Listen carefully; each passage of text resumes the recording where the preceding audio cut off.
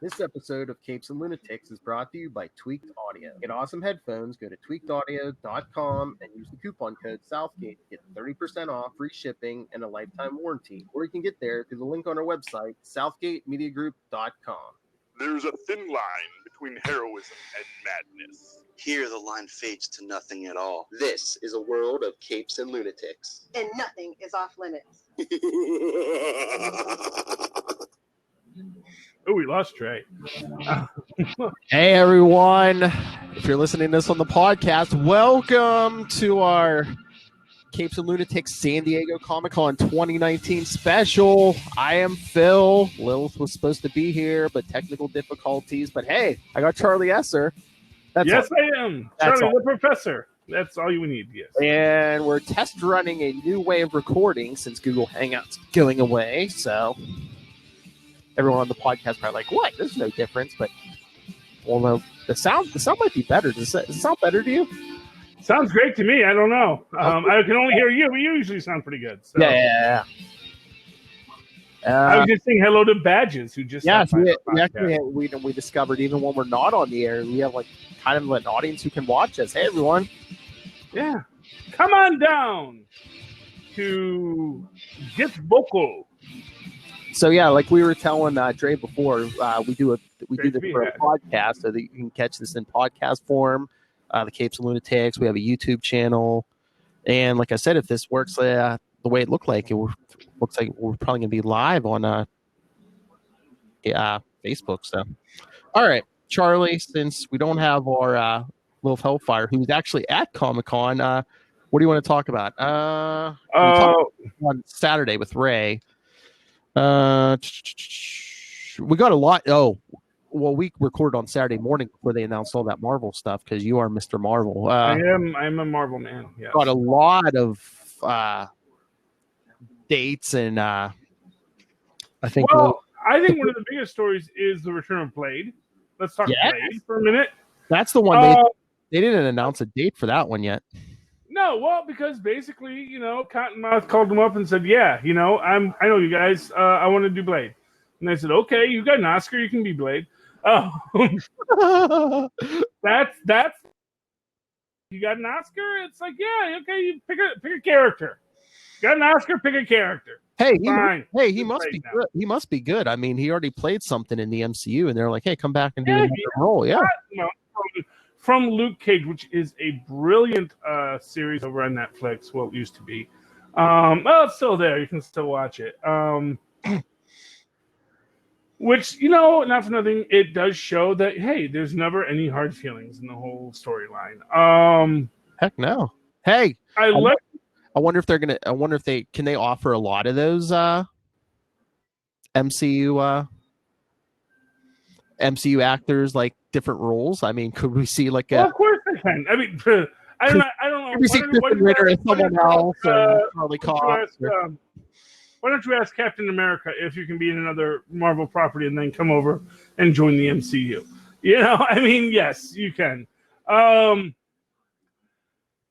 Here's what I want to say. What I love about the fact that they're bringing Blade into the MCU is that it does establish this idea of monsters, specifically vampires, which is it's one of these things where it's like, that shouldn't be a departure, but it so much is. It's one thing to say, well, extra-dimensional gods and, non-corporeal demons and yada, yada, yada. But to say, nope, vampires. Freaking Blackulas. We got a Blackula infestation I mean, besides all the space stuff, I guess we're going like mystical too, because I mean, yeah, we're getting Blade with the supernatural stuff, but they announced Doctor Strange in the Multiverse of Madness. Yes, which of course has as its co-star the Scarlet Witch. The Witch. Wanda, who is also doing Wanda Vision at the same time. Yeah, because I think they said Wanda Vision comes first, and then kind of the character jumps from that into Doctor Strange. I think. Well, exactly, and I think that's exactly what it's going to be. And so here's my thing with WandaVision and everything else is that you're looking at this idea of Wanda, who has suffered the tragedy of the death of someone she cared deeply about. They straight up fridged Vision for her to give her that lady sadness.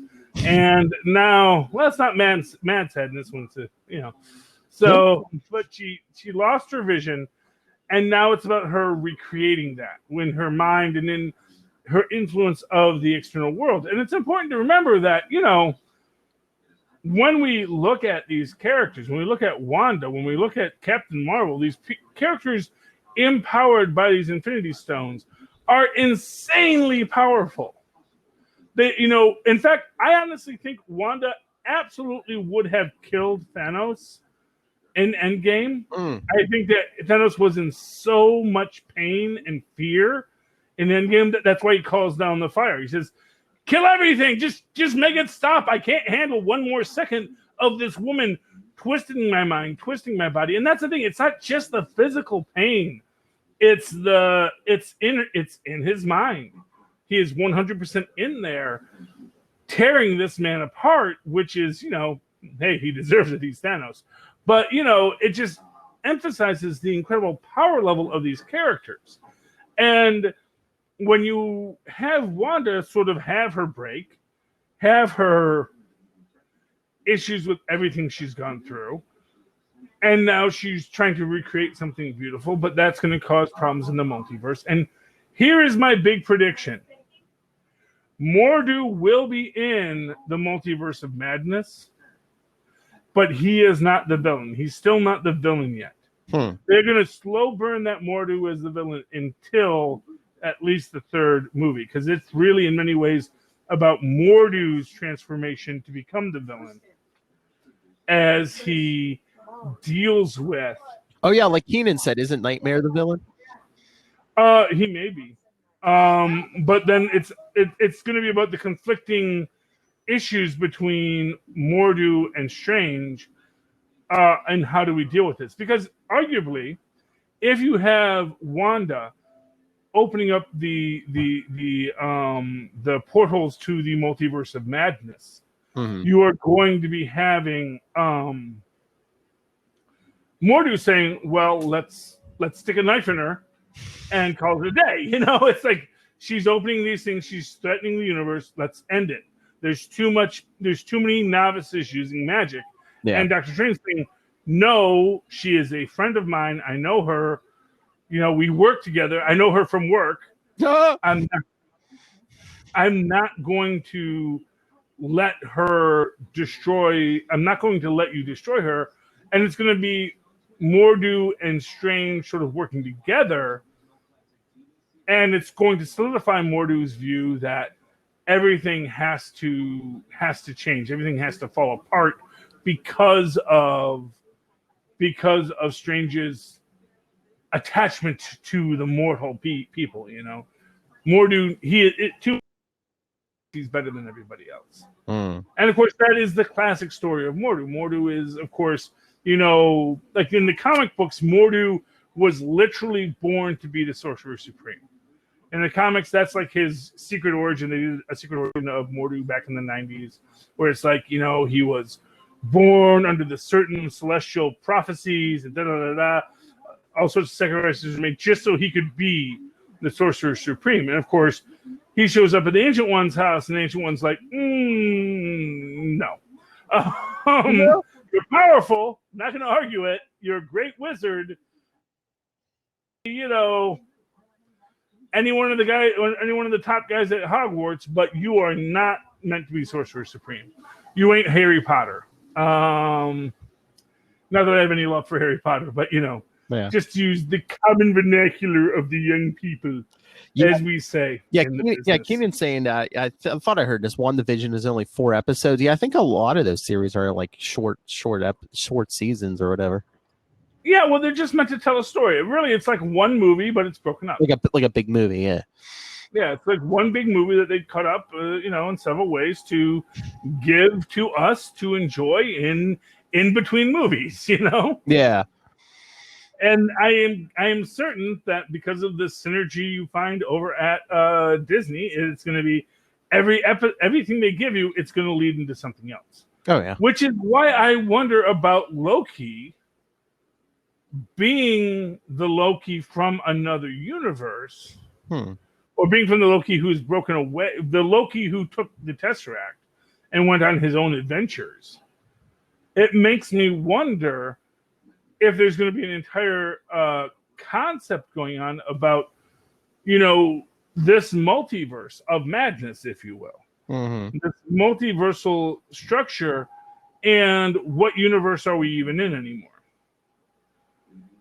What is it? What the Watcher views? Well, yeah, the Watcher. Well, I mean, and we are getting a Watcher. In fact, I think they cast the Watcher. I don't remember who they said they cast as the Watcher in the What If series. So we are going to be getting a Watcher, of course, an actual Watcher, and I don't have the information in front of me. Well, that was the job. She's there. She's supposed to be writing this down. Well, what if is animated, right? So I mean, all you need is a guy with a cool voice. Yeah, and there was a guy with a cool voice. I remember reading it and saying, "Oh yeah, he's got a cool voice. He'll be great as a Watcher." But I have forgotten who it is, and but anyway, it'll be, we're going to see these multiple universes, and for what it's worth, seeing Peggy Carter Captain America could get us a Becky Barnes in the regular MC universe to be Tessa's Queen of Asgard. But totally shipping it. Oh, did you see they confirmed for the Falcon and Winter Soldier that actor Daniel Bruhl is back as Zima? Oh yes, and he put on the mask. Did he? Yes, that is the legend of the con. Oh, he put on the mask. Yes, with the mask, Keenan, he knows. Or she knows. I'm not sure who Keenan is right now. But yes, Keenan knows. Don't want to assume.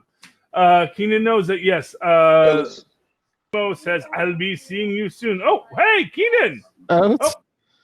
Apparently they can join in if they push a button. Well, would love to talk to you, Keenan, so come on back. But yes, he puts on the mask. He says, I'll be seeing you both again soon. Here's the thing I think is the most fascinating thing. It is still called Captain America and Bucky.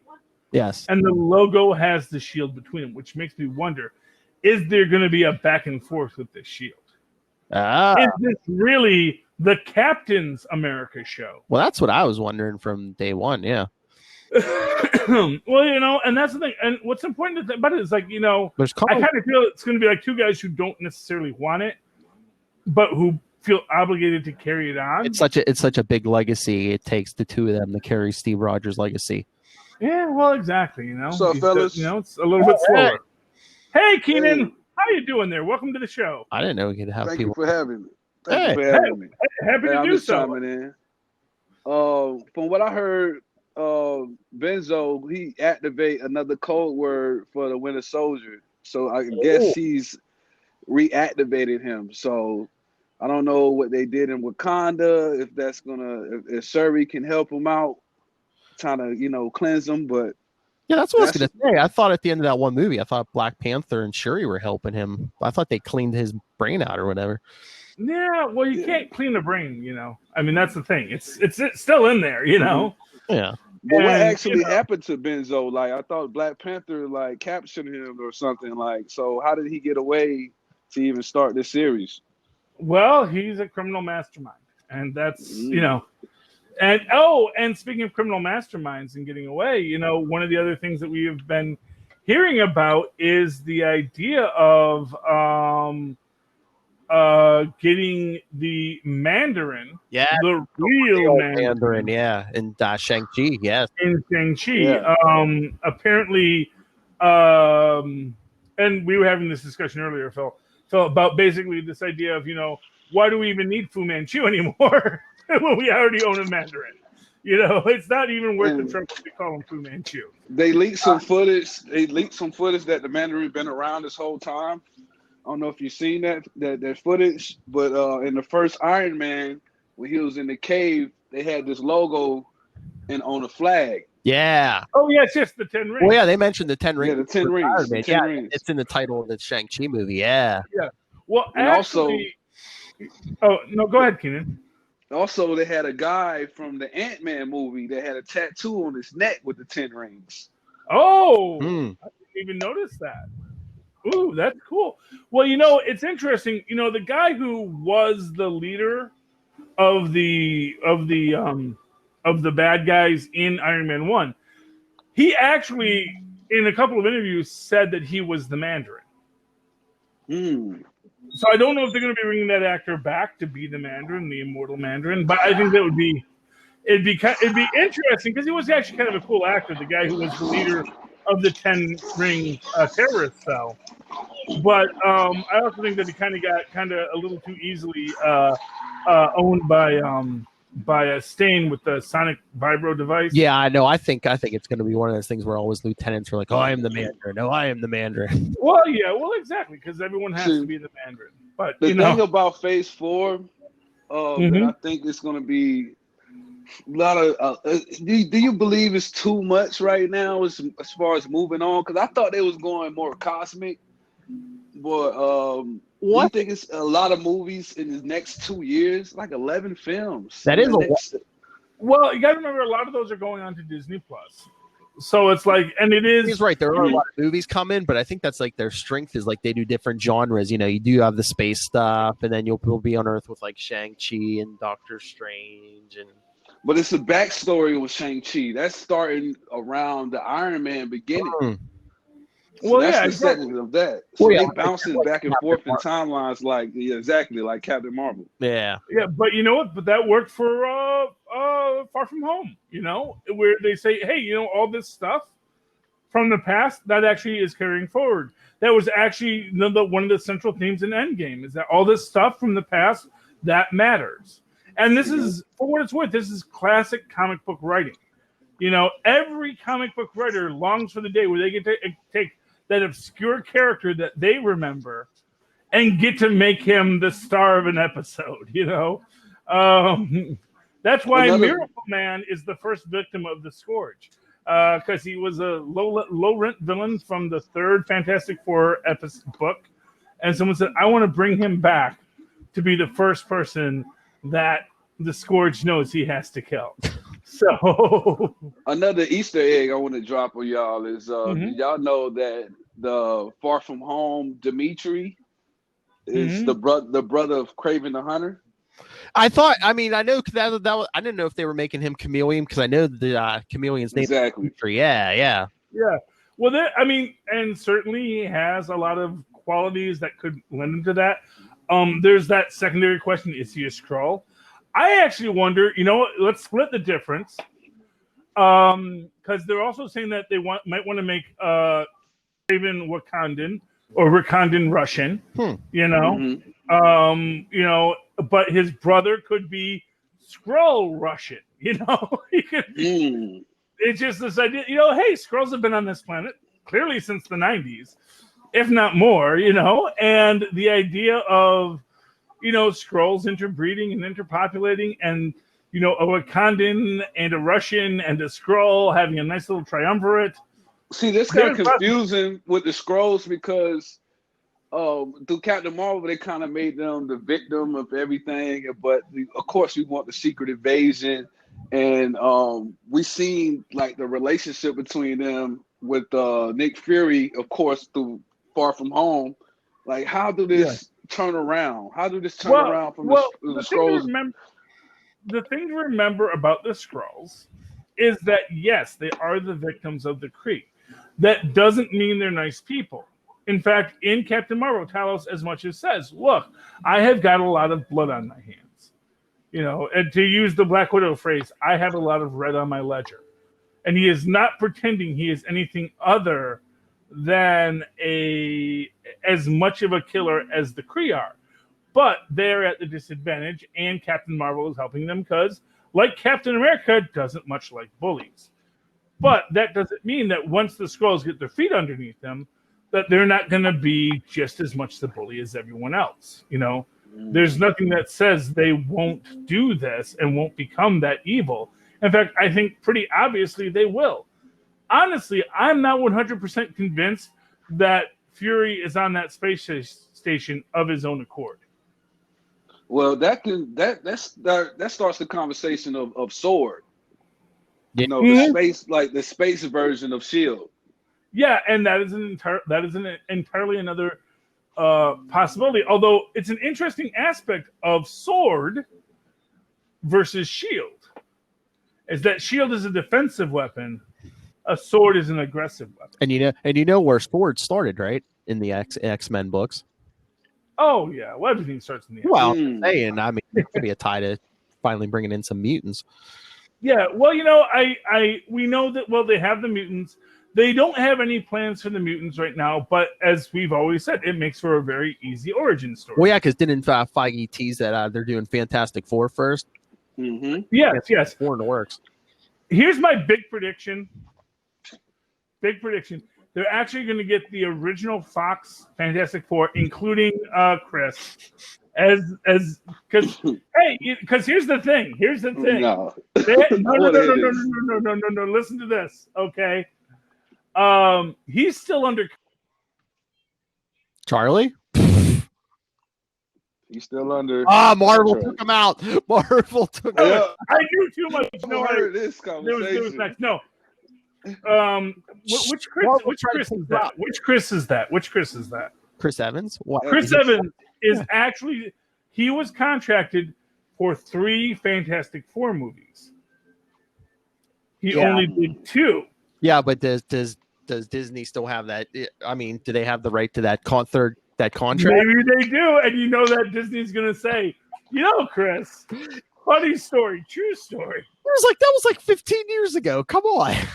Contracts and Well, contracts. it was rumors, and the first Homecoming Spider-Man that Reed Richards was the one that bought Tony Stark's tower. Mm-hmm. Yeah, people keep wanting that. I mean, it makes sense. Yeah, but it would. Subtle, real subtle. But they have said they want to go older, which maybe was just saying that they're not going to do that last group of Fantastic Four. That we definitely want to go older. We don't want to do young kid Fantastic Four. We don't want to do the Fantastic Four babies anymore. But it strikes me they could very easily get that original cast, get Jessica Alba back, get Chiklis back. Yeah. Honestly, Mike Chiklis was such a perfect Ben Grimm. It's too goofy. It's like the Spider-Man with the other Venom and the Sandman. This is like first off, the thing is goofy. And they won't put him in the rubber suit. They'll see. Yeah, they can CGI that. Yeah. They'll say, we're going to split the difference, Chickless. We're not going to make you wear the styrofoam on your face. Let's be realistic with the MCU. What's the best way to actually introduce the Fantastic Four? Do we want to do after Endgame or another origin story? Well, no. I mean, the best way to do it is just have that they were always there. They could always do like the origin through flashbacks throughout the movie or whatever. Well, you know what? Here's the thing, and this is what again Endgame gave us when they go and meet Ancient One, and she's on top of the Sanctum, and she's like blasting all the freaking monsters out of the sky because she's doing her civic duty as a superhero in that universe. It's like, yeah, just because you guys are downtown doesn't mean the rest of us aren't helping. We're just not part of your team. And so the fact of the matter is, the Fantastic Four absolutely could have been smashing on the other side of town. Yeah, the other side of town, just smashing stuff, and that, and so the idea that the Fantastic Four, they're off-world a lot because they're explorers, It's like, oh man, Thanos was inventing goodness. We didn't even know. Or like, oh, we were in the microverse, we were in the negative zone, yada, yada, yada. But the idea of doing that older Fantastic Four and bringing Chris Evans back as the Human Torch and letting him be that, now, it's a lot of images of something I see good from the Human Torch. Mm-hmm. But I also want to see this character, this actor in another role. What do you think about this? Mm-hmm. Zac Efron. Zac Efron as the Human Torch? The Human Torch, but this is the case. He could also play Adam Warlock. Okay, well, we're getting Adam Warlock in Guardians 4, which is on the slate. I forget who's. James Gunn is back. James Gunn is quote unquote back, as if he ever actually left. Right. Yeah. They were still putting his credits on movies, man. That's all I'm saying. He was totally still there. He was still a part of the show. Guardians. He wants somebody. You're right. I don't know how many Guardians of the Galaxies there have been yet badges. I apologize. It's two. It's just two. Yeah, it's just been we two. on volume 3. But they're trying to say the Asgardians of the galaxy because Thor joined the team, bro Thor. Yeah. So James Gunn before. had a recent interview where he's saying he don't want like the people's choice as far as like Keanu Reeves, Matthew McConaughey because they're old. He want a younger guy, and I think Zac Efron could fit that part. You know, he's fit, he's young. I actually really like Zac look. Efron, so I'm totally down with that. You know, I just want them to paint him gold. I whoever it is, they just have to be painted gold. Unless you want to troll people and paint him silver, and I'm okay with that too. Ooh, well, you know, I'm down with the blue cord because I like when they taunt people like that. I will never let blue cord go, Philip. I will never let blue cord go. I know. So is Doctor Doom the most important villain with the Fantastic Four, or maybe they can start somewhere else? What do you think about that? Well, you know, honestly, I actually think Doctor Doom is probably. Here's the thing: I love Doctor Doom. Don't get me wrong, but we've done Doctor Doom twice. Doom needs to be like the next Thanos. They need to work up to him. Yeah, honestly, I honest think they can do that.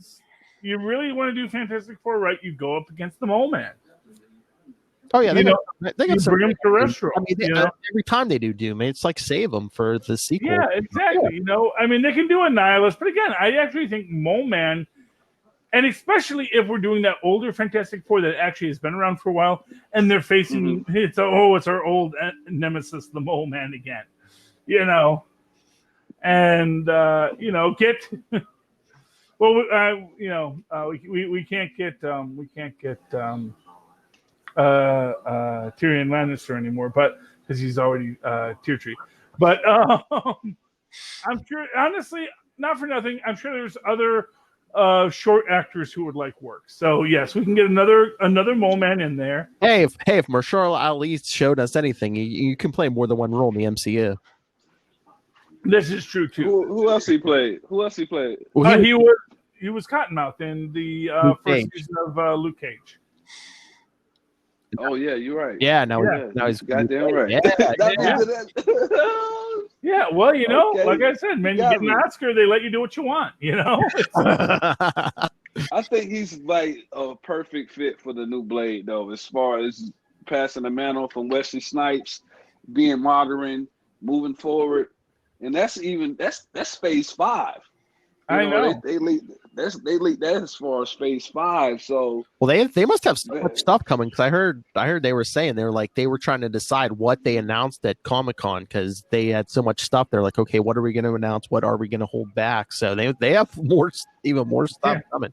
Remember, they got New York Comic-Con and then C2E2 to do this stuff too. You know, not to mention Disney 23. All right. Yeah, for the shareholders. Yeah. And that's where the big announcements come. But as far as the lineup right now, it looks pretty good. Like it's a lot of movies. They did a good job for the 2-year gap between Captain Marvel, Endgame, and Spider-Man. So you can see that it works. Oh yeah. Yeah. But is this gonna be too much? This is gonna come to the downfall of the superhero content, though. That's what I'm kind of skeptical about. Well, I know it's going to be a fantastic lineup, but still, it's like, we need that Avengers feel again. Well, I mean, it's not like it's Star Wars. I mean, they have such a variety of like characters. Exactly. And unlike Star Wars, which focuses on one family in one galaxy on some one setting. In one setting. You know, it's like there's dozens of different characters, dozens of different families, dozens of different stories that you can tell. And not for nothing, you can always, I mean, you know, you think about it, when you have the entire Earth as your location, there are so many stories you can tell on the Earth, and then go off and tell another story over on Spartax, you know? So let me ask you this. Mm-hmm. New Avengers, Dark Avengers, the Illuminati. Oh! Let me tell you something. Who would you like to see next? You know what Tristan suggested? What? He said they should do Norman Osborn as Iron Patriot, not as Green Goblin. I mean, they take enough time. You can do both, but I mean, yeah. But the idea is that if you're going to introduce, if you want to really flip the script, you introduce Norman Osborn as the next Iron Man, and eventually work him into the Green Goblin. Because I mean, we saw in Far From Home. I mean, I guess there's like some kind of race to be the next Tony Stark. So exactly, everyone wants to be the next Tony Stark, and right. And getting Norman Osborn in there to be the next Tony Stark to get the rights to the Iron Patriot armor, maybe that's who was buying the tower was Norman Osborn. Well, that's I mean, that's what I was just going to say. I was just going to say that the building Spider-Man was flying through. They had rumors that might be Oscorp. It could be Oscorp. In fact, that was when they first sold it. They were suggesting it was basically. Everyone said it's either going to be bought by Norman Osborn and Oscorp, or it's been bought by Fantastic Four and the Future Foundation. But that's my actual thing. I think that if they do the FF, I want them to do the Future Foundation. Let's talk about Far From Home real quick. Like, do you really think Mysterio dead, or no? Not at all. I think that's too strong of a character, too strong of a performance to let go so fast. Or you can even have another character pick up that, his suit and stuff. Well, I mean, so there's two ways you can look at it. One is anyone can be Mysterio. Right. Anyone can, because really even 90% of the time we see Mysterio, it's actually just the hologram Mysterio. I mean, it could be Zach Efron. The way they presented it. Yeah. Go ahead. I was just saying, like, the way they presented it, it's like this previous how come the Stark industry. Red Hood, Joker's Red Hood, kind of looks like Mysterio? Oh well, we can talk. It kind of has like the dome head in the cape. That's sorry about that. No problem. Yeah, Tristan likes to give his theories, but anyway. But as you were saying, Keenan. I was saying, they like you said, they got plenty of people from the Stark Industries that got let go, that was in the bar, that can take the mantle, exactly, and continue the plan. And the guy that took the hard drive, maybe he's the one that can take over now. You know what I mean? And not for nothing, just to give another level on this, Mysterio clearly had this plan. Because he knew all the words that would be said, and it got edited in the way it did. And we have to remember that Nick Fury died in Winter Soldier. That there's this dendrotoxin technology introduced in Agents of S.H.I.E.L.D. That can, make you look completely dead.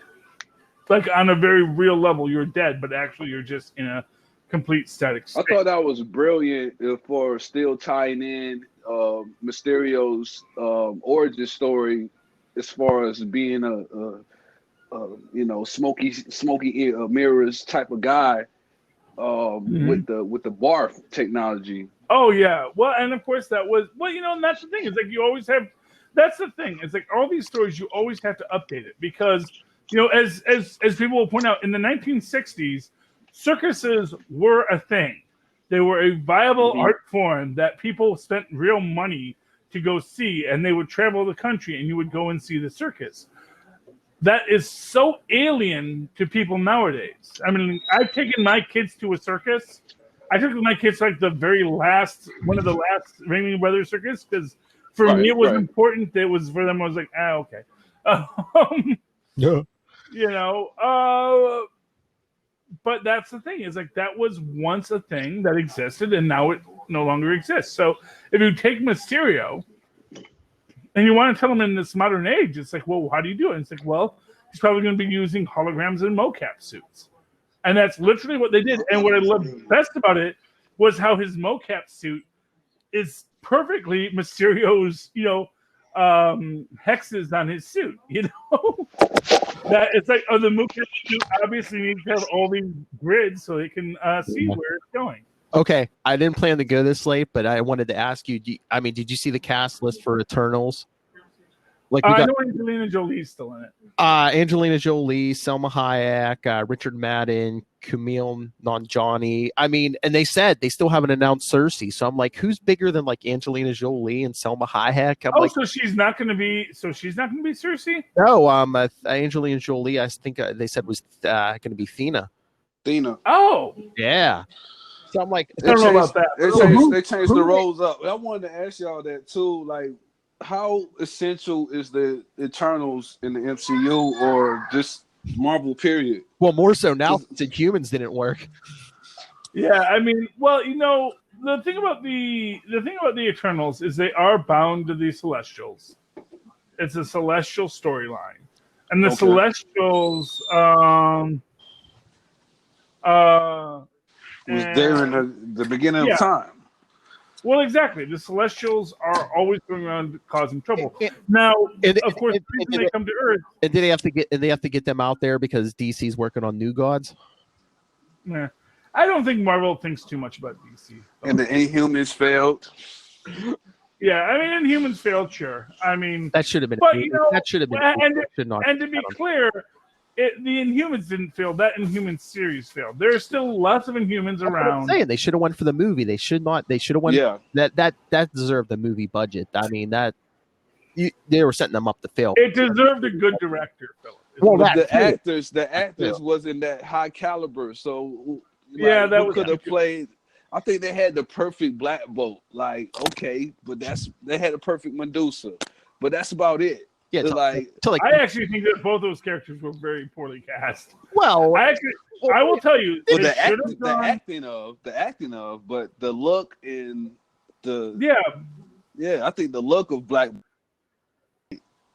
Keenan, have you ever seen The Good Place? The Good Place. With who? The Good Place. It's a series on NBC. They have an actor. Let me see. Yeah, Hold on. It's got Ted Danson. Oh yeah. But there's a character in the first 3 episodes, or actually I think maybe like the first 5 episodes. He has to be completely silent, and he is such a good silent actor. And I watched this guy and I said that guy should have been who they cast as Black Bolt because he was perfect. And that was the thing. Now he's Asian and all that kind of stuff, but the fact of the matter is like. They should have thought, okay, who can play a silent actor, not who looks like Black Bolt. And again, it goes into this idea that I think that Scott Buck didn't always think about storytelling as much as he thought about what visual he wanted to give. But he didn't understand the actors had to give that visual. So I think the episodes kind of dragged out what the story really should have been about, and they had to just produce a certain amount of episodes. Yeah, and it's just honestly, you could write a whole slow.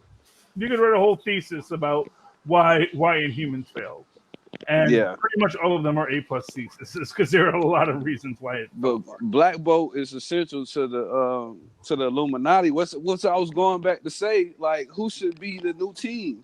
Should they come out with a new Avengers?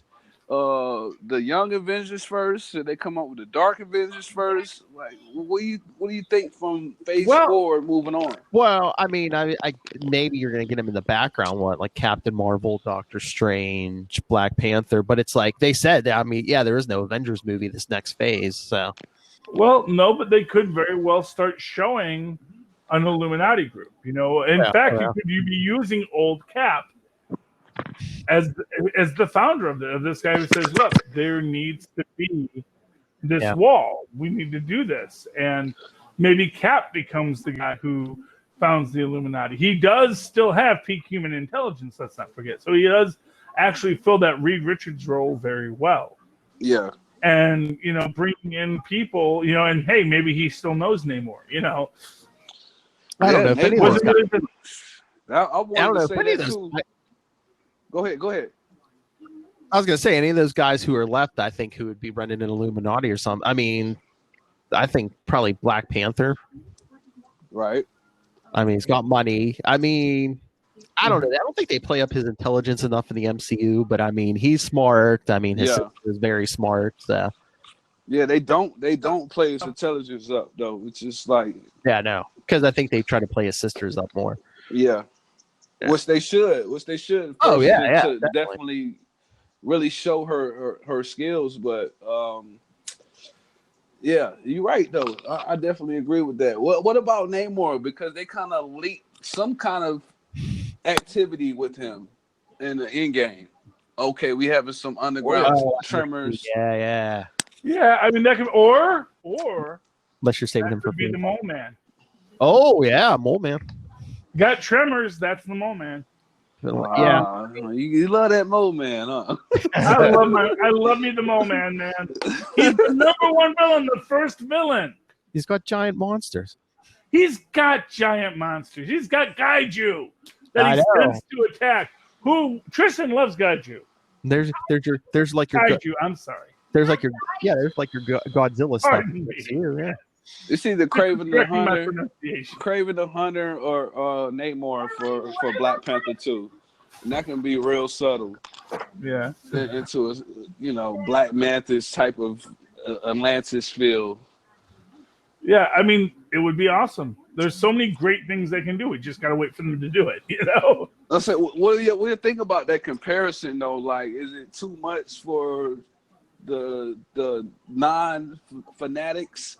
I mean, Namor, you know what? From Aquaman just coming out. People accepted recently? a talking raccoon and his best friend a talking tree. At this point, Marvel said, "Okay, let's see what people think of that." They said, "Oh, we love that." I think that's how you introduce it. You're just to people. You're just like, oh yeah, this is like Marvel's Aquaman. But then once they get in there, they see the differences. Oh yeah, there's a lot of differences. Yeah. But that's how you introduce a non-fan. Mostly no. What's the biggest difference between Namor and Aquaman? Just can you brief me? Yeah. Well, one was actually raised in the sea, and one was raised on Earth, and that is a very big difference between how they see where they're from. See, yeah. Okay. And Namor has pointy ears and wings on his feet, and also likes to show off the abs. Although current Aquaman likes to show off the abs too, so you know. Okay. Kind of lost that differentiation. All right, we're running late. So, Keenan, any final thoughts on what you want to see? MCU. Oh man, MCU is excited. It's gonna be real exciting. Like, man, two years of 11 movies and series. I want to thank y'all for having me on here and discussing this stuff. And man, I'm just excited. I'm waiting to see what's coming to life. I want to talk about the mutants though. What's the best way to, from y'all opinion, to really introduce in the X-Men? Yeah, where they were in the comics, they just showed up one day. Right? Is it pre-snap? It doesn't need anything more than that. It's like, mutants. I mean, yeah, I could do a pre-snap or just like, just have the team already running, then just do flashbacks throughout the movie or whatever. Yeah. So they focus on Wolverine more, or focus on Xavier? No, you got to focus on Cyclops, the avatar of the Crimson Man. That way, you tie in the mystical qualities of it as well. And one more thing: will we ever see a Gambit movie? No. Oh my God! Never. I think never will you see a Gambit movie. I don't want to say never. I mean, I think he works better solo than with the team, but that's just me. You might see a Disney Plus Gambit series. That's what I'll tell you. Okay. Well, thank y'all for having me, man. I appreciate the time. Oh, thank you. Hey, do you want to give any social media before you go, Keenan? Oh no, I'm good. Y'all find me on Get Vocal. Problem, find me on Get Vocal. Get Vocal. That's right. You can be friends with Keenan too, just like us. And Badges, our new best friend as well. And Big Bad Brad, who's also watching us right now. We love these guys. Okay. Anyway, Philip, let's close out the show. Yes. All right. For those of you new people, I mean, again, everyone on the podcast is probably like, what's the same business as usual? All right. You can send in your thoughts. Stay tuned. We do shows all through the week. capesandlunatics@gmail.com. Follow us on Facebook, facebook.com/capesandlunatics. @capeslunatics on Twitter. We have Capes and Lunatics on Instagram. We have a voicemail, 614-382-2737. That's 614-38-CAPES. And check out Work in Progress, capesandlunatics.org. Charlie? And of course, if you'd like to write to me in that old-fashioned email way, the way our mothers and fathers once did a decade or so ago, do so at superconnectivityblog@gmail.com. That's superconnectivityblog, all one word, at gmail.com. And of course, if you'd like to follow me on the Twitters like the young hip kids do, as I live tweet Agents of S.H.I.E.L.D., Cloak and Dagger, The Orville, and any other show I dang well please, follow me at Charlie Esser. That's CharlieEsselCR. Look for the 2 E's in the middle. Equality. Thank you, Mom. Love boys. All right, everyone. Thank you for joining us. I thought we were going to get the more stuff, but yeah, it was all Marvel. I mean, Marvel dropped a ton of stuff on us. It's always. Did you hear about the Picard? I heard about Picard. We'll talk Picard. Yes. Next week. Data. B4, his name is Oh, B4, he upgraded back to Data. Riker, Troy. 7 of 9. I like her back, and I like her back better with the short hair. But It's been how many years? I know everyone else wants to change their look. I know. You have to show the passage of time, Charlie. I said. That's why I grow the mustache. Since when? It's been a while since you had that mustache. I know. Well, I just got hired, so we can see what we can do. Look at him dancing. Yeah. Hey, Keenan's got the mustache. He's got the facial hair. Little bit. Respect the staff. X-Men versus Avengers. Oh, next time.